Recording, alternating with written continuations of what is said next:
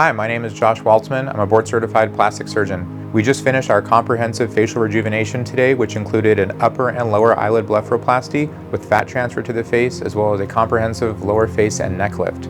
So we're back here in the recovery area, and we've already started the ELIXIR MD postoperative protocol with our cellular treatment.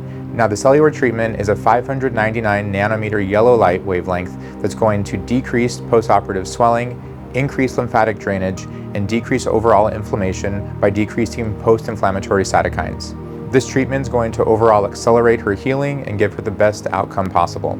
Following her treatment today, I'll see her back in the office on days 1, 3, 5, 7, and 10 to continue her ELIXIR MD post-procedure protocol to accelerate her healing and give her amazing outcomes.